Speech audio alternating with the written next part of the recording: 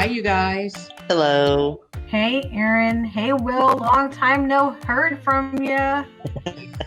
Yeah, finally got moved into Georgia, so I'm back now. Yay. Awesome. Well, since you're there in Georgia, how is everything? Is the weather beautiful? Are you happy to be there?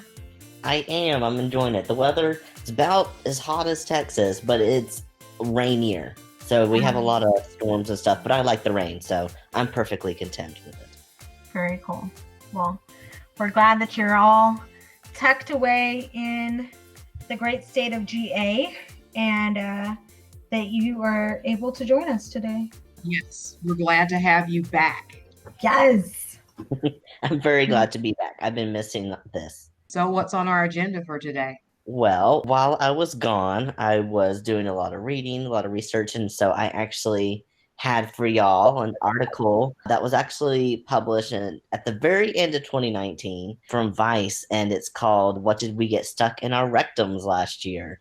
And it's good for a chuckle and also just awareness of don't put things in body orifices that don't belong there. So I thought we could kind of go through this talk about some safety while we're at it, and just see what people have been up to when they get bored. Well, this sounds I'm like here for that. I'm here for that. And when people are horny, they get out of control. So yeah, I'm here for that. I know, and I'm hoping that they do an update for what everyone was doing during lockdown last year, because I want to see what everyone's stuck in their body in 2020, because I'm certain the list is a lot longer than this list.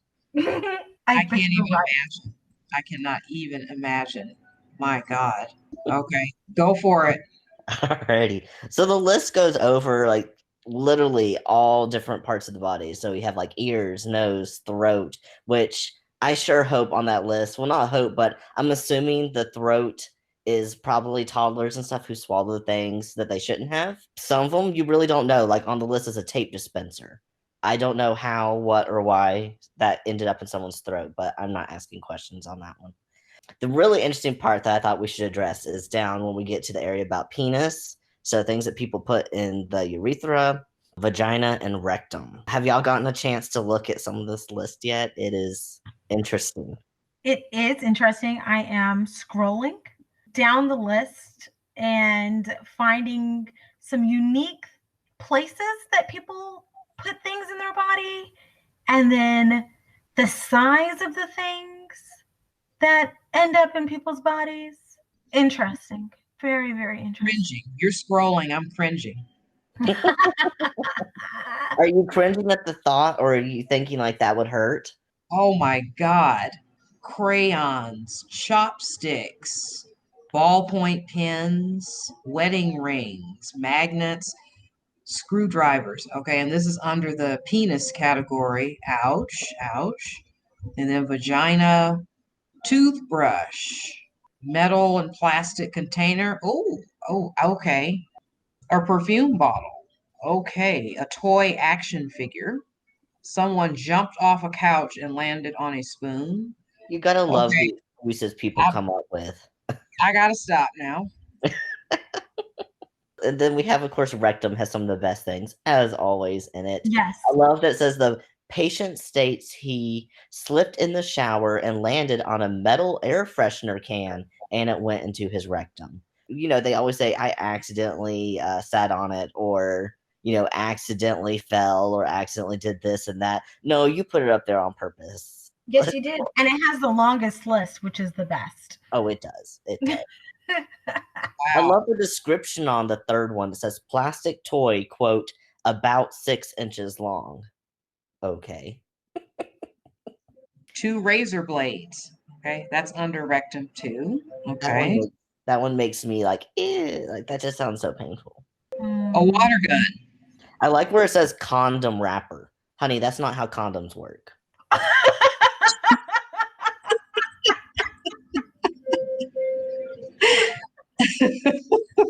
Oh, that's great.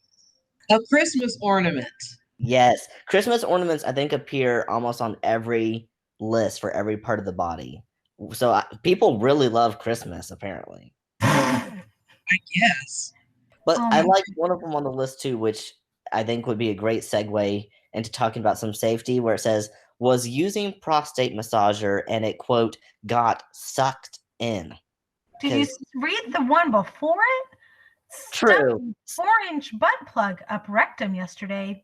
Handle broke. He continued to push the toy in. Mm-hmm. Another one, accidentally got a dildo lodged in rectum and cut the end of the dildo off. So we could make it to the hospital?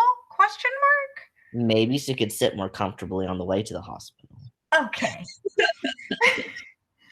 So when it comes to any type of play, what should we be doing? Should we be putting foreign objects up there? Or should it be things that are made for that kind of play? Yes, definitely. For your own safety and health, always use things that are actually meant to go in that part of your body. Also, make sure they have flared bases too, especially when it comes to anything you're putting in the rectum. Like that one that says sucked in. It will literally suck things in. That is awesome. So always use things with a flared base that's at least 2 times as wide as the base of the toy or object, whatever it is. It needs to have a flared base on it, so you won't end up on this list next year. That is good advice. And so people were, I'm guessing they were in the emergency room having to explain how these items got into their orifices. Yes. I'm just trying to visualize what the emergency room personnel, like if I could have been a fly on the wall after the person was discharged. I wish I could be a fly on the wall to hear their conversations about this. There's probably 2 types. One type is going to be shocked, like, oh my goodness, I can't believe blah, blah, blah. And then the other type is like, well, that's the 3rd one today. Right? Well, look at the list. So yeah, obviously, yeah. Did we miss out on the penis description? Bobby pin, quote, unable to achieve erection and thought it would help. I don't know if that's a lie because they were sounding and didn't want to admit it. But if that's true, so you just thought it's like a broken finger and I'll splint it with a bobby pin? So many questions. There's a lot of stuff to unpack right there. All of this just sounds painful to me. It sounds incredibly painful. And I've got a lot of questions. I mean, I can't say too much because I've been that person growing up where you didn't have the budget to buy a nice sex toy. So you kind of used what was available. But still, some of this is a little extreme. I'll agree with you there, Will. There is, just in pop culture, seeing videos of people using vegetables and different items to pleasure self or partner. So yes, I see where people get the idea, and yet, safety. Also, when it comes to engaging in certain acts, when thinking about penetration, just as Will said, it should have a flared base, and don't keep it in there for too long. If you can't get it out after a few minutes, go to the hospital so that you don't have additional issues. Yes. I imagine that once you got something stuck and then we cut the base of it off so we could drive ourselves there, we've just taken a left turn. Yes, I agree. And then lubricant. Use some kind of lubricant. First of all, making sure that it has the flare on the end of it, but using a silicone lubricant. If you're going to use something weird, at least make sure that it gets in there more smoothly. Yeah, because lubricant's great no matter what you're using, wherever you're using it. And not only is it going to make it go in easier, it comes out easier too.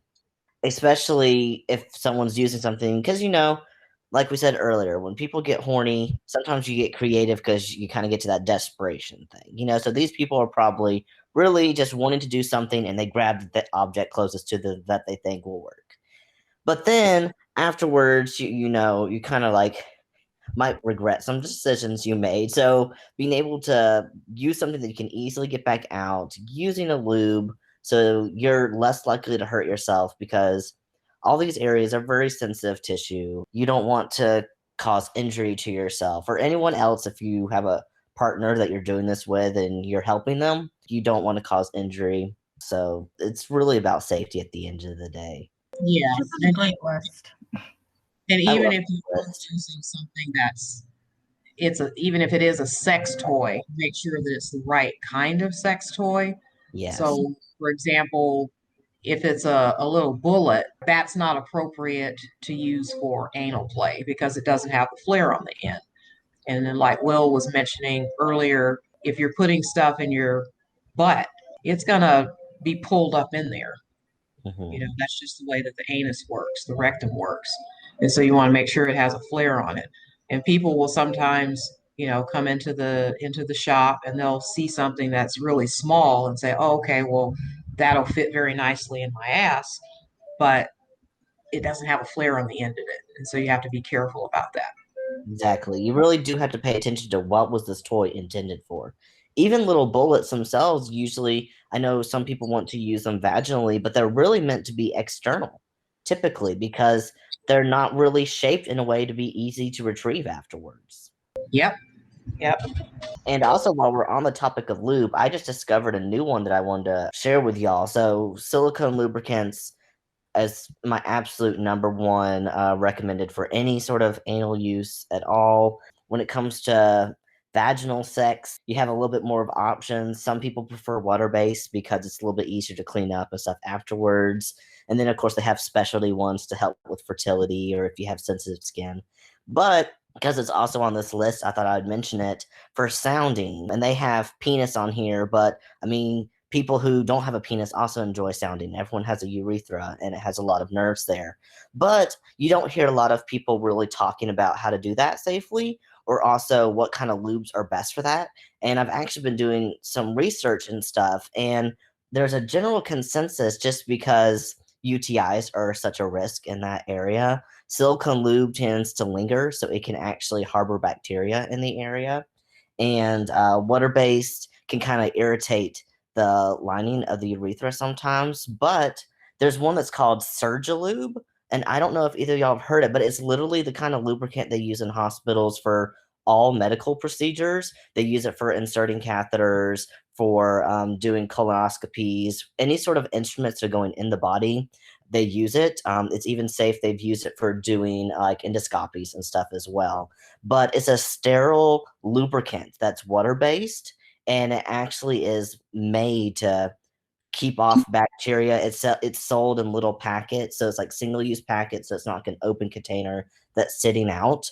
But so that's one I had just recently learned about. So that's going to be my number one go-to for recommending, and I'm totally going to get some to try out too for anyone who's interested in doing sounding as well, because it's literally meant for that. They use it for doing catheters and stuff. Have either of y'all heard of that one? I have not. And I'm actually Googling it right now. Yeah, I can send y'all the link too. It's just Surgis, SURGILUBE.com. And if you've ever had any medical procedures you were out for, you've actually probably had this used on you, depending on what was being done without you even knowing it. Yeah, it's like it seems to be like the number one use in hospitals. It's not too expensive either. It's not. They sell it on Amazon. You can buy the little packets, or you can also buy it in bulk, which I don't think, maybe you have a need for it. I don't really want to spend a couple $1,000s for it in bulk, but it depends on how quickly you go through lube. Mm-hmm. Huh, pretty cool. Thanks, Will. That's a great suggestion. So that's kind of what I had been looking at lately, is this fun list of things that people like to put in various places of their bodies and ways to do it safer so you don't end up on this list or in the ER. I can only imagine how much longer the list will be when they do it for 2020, the year of the pandemic. And when people made those decisions, you know what? It's safer if I just stay home. Oh, I'm unemployed. I can't buy myself a new sex toy. What do I have around the house that I could try? So yeah, it was a great fun list just to kind of go over with you. And I'm glad that you brought it to our attention. Yeah, I'm glad. Cool. You can email me at erin@brighterfutureea.com, or you can email Kenny at KT that's POLIT as in Tango 24@gmail.com. This podcast is produced by Erin Alexander, hosted by Kenny Pollitt and Erin Alexander, and mixed and edited by William Lynch.